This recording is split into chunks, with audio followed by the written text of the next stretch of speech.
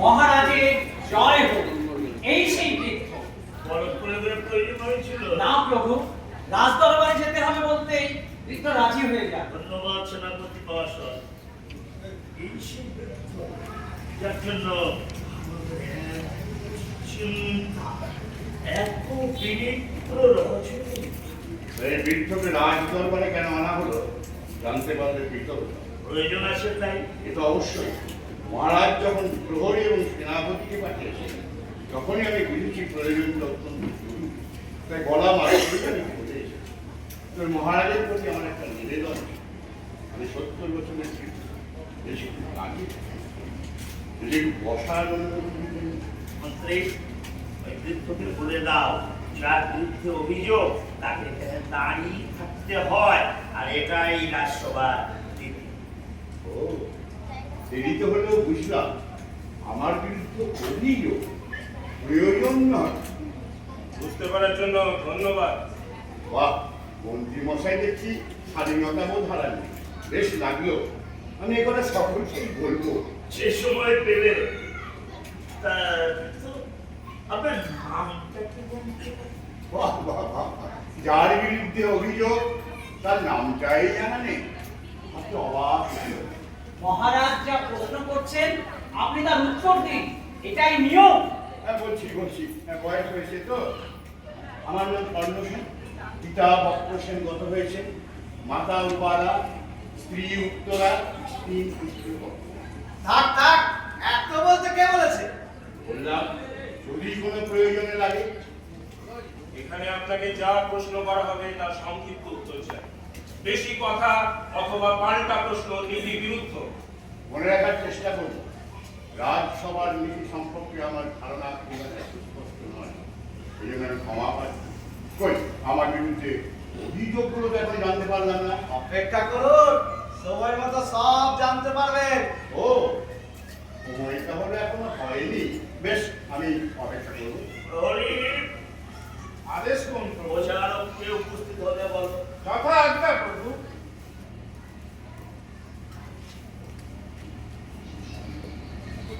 আদেশ করুন প্রভু। প্রচারক, এই সেই বৃদ্ধ, এর সম্বন্ধে তথ্য পেশ করো। আমার প্রচার বিভাগের বিশ্লেষকগণ দেশের বিভিন্ন প্রান্তের প্রজাদের থেকে বিভিন্ন মূল্যবান তথ্য ও তত্ত্বের বিশ্লেষণ করে এই বৃদ্ধর বিরুদ্ধে নানাবিধ অভিযোগের একটি তালিকা প্রস্তুত করেছে। এত বড় অভিযোগ, এই তালিকা লিপিবদ্ধ করে রাখতে হয়েছে। তাহলে তো বেশ মনোযোগ সহকারে শুনতে হয়। বলুন। প্রথম অভিযোগ, বৃদ্ধটি অত্যন্ত বাঁচা। আমরা হারাহারি টের পেয়েছি। তার বাঁচা থাকার জন্য দেশের প্রতিটি মানুষ, বিশেষ করে ধনী ব্যক্তিরা বিভিন্ন সময় অপ্রস্তুত হয়েছে। এই অভিযোগ ভুল। আমি একজন হতদরিদ্র মানুষ, ধনী ব্যক্তিদের সাথে মেলামেশা অসম্ভব। ধনীরা সাধারণত ধনীদের সাথে মেলামেশা।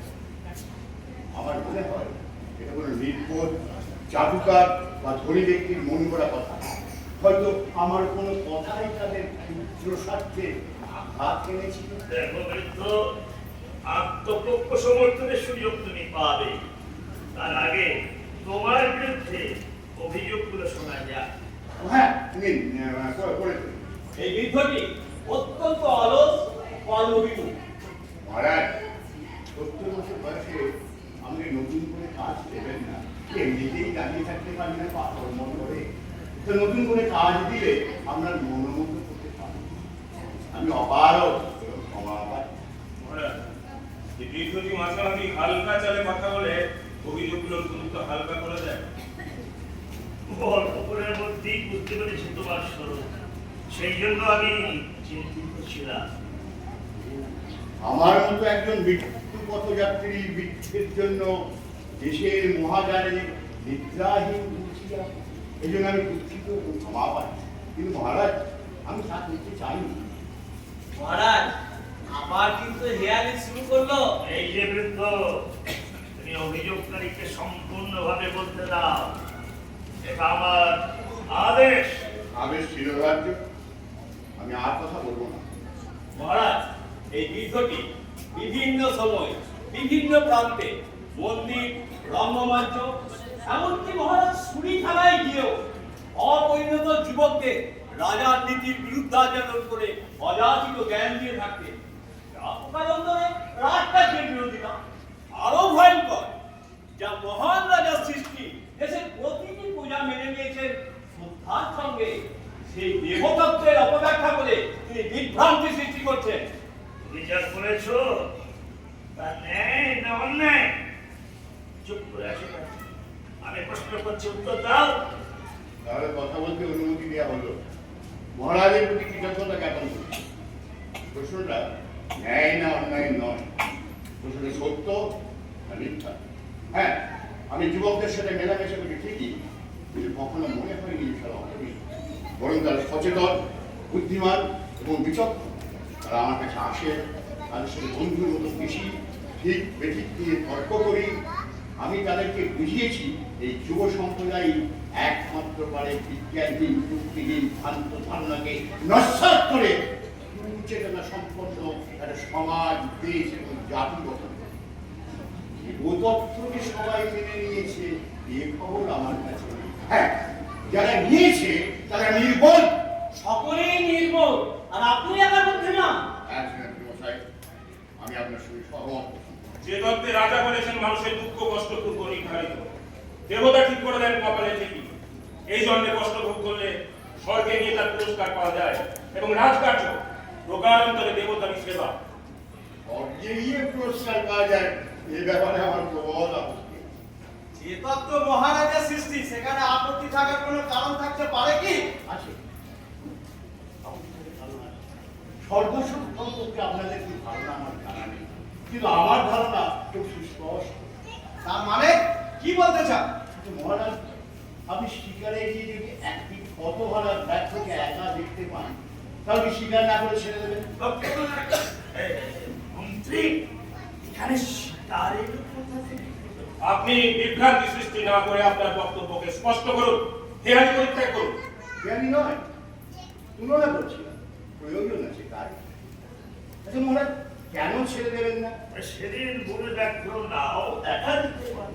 অর্থাৎ 5টা ব্যাগের থেকে একটা হাতে পেয়েছি, সেটাই যথেষ্ট, তাই নয় কি? হ্যাঁ, তাই মহারাজ, সর্বসুখ সম্পর্কে আমাদের ধারণা খুবই অস্পষ্ট। এতদিন এত লোকের চোখের সামনে মৃত্যু হতে দেখলাম, আজ পর্যন্ত কেউ বলেনি কর্ণসেন স্বর্গে কেউ সুখে আছি ভাই। 22 বছর হলো গত হয়েছে, তিনি কি এইরূপ কোনো সংবাদ পাঠিয়েছেন? না, পাঠান নেই। এটাই স্বাভাবিক। তাহলে যতদিন এই পৃথিবীতে বাঁচবো, সুখ শান্তির আশা করবো না কেন? আমি যুবকদের সেই কথাই বুঝিয়েছি। আমি ভুল করেছি মহারাজ। ঠিক আছে, ঠিক আছে, পরবর্তী অভিযোগগুলো শোনা যাক। মহারাজ, এই বিদ্রোহী যুবকদের বিপদগামী করে তুলেছেন, তার প্রমাণ নিশ্চয়ই এতক্ষণে পেয়েছেন। সমাজ এবং রাষ্ট্রের ক্ষতির উদ্দেশ্যে তিনি কাজ করছেন। উদ্দেশ্য তো অবশ্যই আছে, তবে আমি নিজের ক্ষতি করতে চাই না। কারণ কারণ আমি তো সমাজের একজন, আমি সমাজের অংশ। সমাজের ক্ষতি করা মানেই তো নিজের ক্ষতি। তার মানে আপনি কি বলতে চান? আপনি যা যা করছেন সব ঠিক? আমি জ্ঞানপ্রসায় বিশ্বাস করি। রাজসভায় প্রবেশের পূর্বে দেখলাম নগরের বিভিন্ন প্রান্তে তরুণ দ্বার প্রস্তুত করা হয়েছে। কারণ জানতাম না। তো সেনাপতির নিকট শুনলাম কুমারের প্রত্যাবর্তনের কারণে নগর আজ নতুন সাজে সজ্জিত হয়েছে। এতে কত খরচ হয়েছে মহারাজ? কেন খরচে আপনার আপত্তি আছে নাকি? না, রাজা যদি সমাজ এবং দেশের প্রজার জন্য খরচা করেন, তাহলে আপত্তি থাকার কোনো কারণ নেই। তবে রাজা যদি নিজেই প্রয়োজনে জনগণের অর্থ খরচ করেন, সেটা অবসরের নামান্তর এবং প্রজাগণের সাথে প্রতারণা করা। আমি রাজসভা থেকে বিদায় নেবার সময় কোনো যুবকের সঙ্গে যদি দেখা হয়, আমি তাদেরকে এই কথাই বলবো যে রাষ্ট্রের অর্থ খরচ করার অধিকার রাজার নেই। আমি চুক্তি দিয়ে বুঝিয়ে দেব।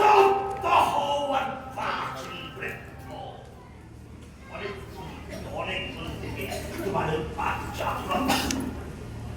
আমার হচ্ছে পান দিয়ে দিচ্ছে, কিন্তু আর নয়, এবার মনে হয় তোমাকে স্তব্ধ করে দেওয়া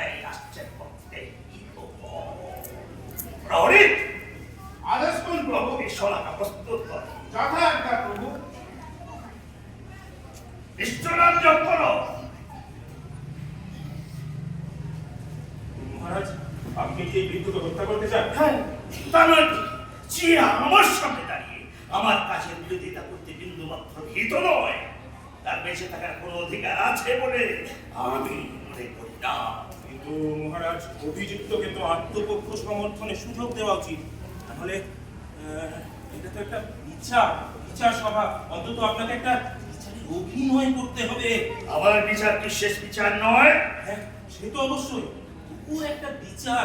নাহলে আপনি আগামী দিনে প্রজাদের কি উত্তর দেবেন? ঠিক আছে, ঠিক আছে, তাই তাই হোক। লেখক, যথাজ্ঞা প্রভু। প্রস্তুত হও। আপনাকে কিছু প্রশ্ন করব, যথাযথ উত্তর দেবেন। কেন? আমি কি এতক্ষণ প্রশ্ন করছিলাম? দেখুন, এটা এখন বিচার সভা, প্রহসন মঞ্চ নয়। বিচার সভা? তা বিচারক কে? স্বয়ং মহারাজ এই সভার মুখ্য বিচারক। আপনি বিচারক? তা আপনাকে বিচারককে বানালো? দেশের সর্বময় কর্তা এখানে বিচারকের ভূমিকা পালন করে থাকেন। জেনে রাখুন, এটা বিচার সভা, এখানে প্রশ্ন করা আইন বিরুদ্ধ। এবার সত্যিই বলছি এটা প্রহসন মঞ্চ। প্রশ্ন করুন, আমি উত্তর দেবো। আপনার বিরুদ্ধে যেসব অভিযোগ আনা হয়েছে সেসব সত্যি? উত্তর দিন। মিথ্যা তো বলিনি। তাহলে সব অভিযোগই আপনি স্বীকার করে নিচ্ছেন? অভিযোগ কিনা জানি না, তো আমি যা করেছি রাষ্ট্রের উন্নতির জন্য। রাষ্ট্র তার মুষ্টিমেয় চাটুকার, লোভী, অসৎ ব্যক্তির অর্থ আর বৈভব বৃদ্ধির তাগিদে কিছু দর্শনিক যুক্তি আর কুয়াশাচ্ছন্ন তত্ত্ব প্রচার করে দেশের জনগণকে প্রতিদিন হতাশার দিকে ঠেলে দিয়েছে। আমি তার প্রতিবাদ করছি। আর দেবদত্ত কি ভ্রান্ত তত্ত্ব, আমি তার সমালোচনা করছি। অতএব আমি যা করেছি সে রাষ্ট্রের কল্যাণের জন্য। যতদিন বাঁচব আমি তাই করব। যদিও আমি জানি এই বিচার সভার রায় কি, তথাপি সত্য প্রতিষ্ঠার জন্য আমি প্রস্তুত। এখনো সময় আছে। আপনি যদি আপনার বিরুদ্ধে ওঠা অভিযোগগুলি সম্পূর্ণ সঠিক বলে মেনে নেন এবং যা করেছেন তা ভুল করেছেন স্বীকার করে নেন, তাহলে মুখ্য বিচারক আপনার দণ্ড লঘু করার চেষ্টা করুন। দেশের অগণিত প্রজাদের সাথে বিন্দুমাত্র প্রতারণা করার ইচ্ছা আমার নেই। রাজকার্যের বিরোধিতা এবং শান্তিপ্রিয় জনগণের মাঝে উস্কানিমূলক বক্তব্য দিয়ে দেশের অচলাবস্থা সৃষ্টি করা রাজদ্রোহিতার নামান্তর। আর এই দেশের আইন অনুযায়ী এই দেশদ্রোহিতা একমাত্র শাস্তি মৃত্যুদণ্ড। একবার ভেবে দেখবেন। এ ভাববার কি আছে? 70 বছর বয়স, কতদিনও বাঁচব, তাই আত্মপ্রবঞ্চনা করতে আমি পারব না। আর নয় লেখক, আর নয়। এই বিচার সভার বিচারক হিসাবে আমি এই রায় দিচ্ছি, এই দেশদ্রোহীর দণ্ড মৃত্যু, কঠিন মৃত্যু? আমি তৃপ্ত হলাম, উল্লসিত বটে। আমার মনে হচ্ছে আমি আর 70 বছরের মৃত্যু নই, আমি এক টপকে জীবক। আমি অনেক কিছু করতে পেরেছি। ধন্য ধন্য আমার জীবন। স্তব্ধ হও বদমাশের মৃত্যু, মৃত্যু মুখে দাঁড়িয়ে চেহারি বন্ধ করো। আমি আর পারছি না কেন? আমার শিরায় অনিতে কি রক্ত প্রবাহ, চারিদিকে এত আলো, উড়াচ্ছে আলো, এনেছো? উড়াচ্ছে শত শত।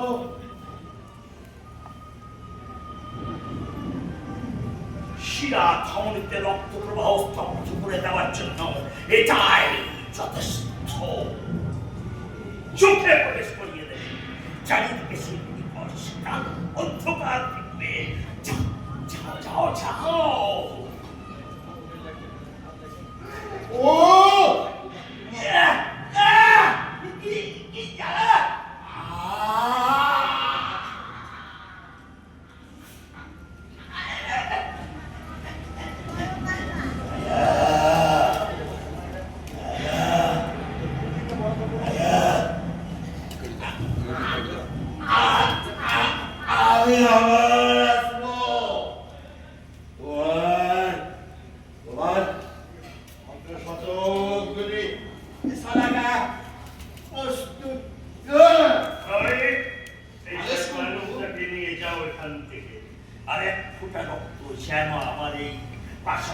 পরিশোধ করতে না পারে। যথাজ্ঞা প্রভু। সেনাপতি, এই শয়তানটাকে হত্যা করে আলোক স্তম্ভে ছড়িয়ে দেবে। যথাজ্ঞা প্রভু। প্রচারক, তুমি প্রচার করে দাও। রাজকার্যের বিরোধী তার চিন যাও যাও যাও, তোমরা তোমরা একটু শান্তি দাও। জগৎমন্ত্রী যাও, আমি আমি আমি একটা শান্তি দিচ্ছি। লেখো লেখো, সেখানে থাকবে রাজা নবতম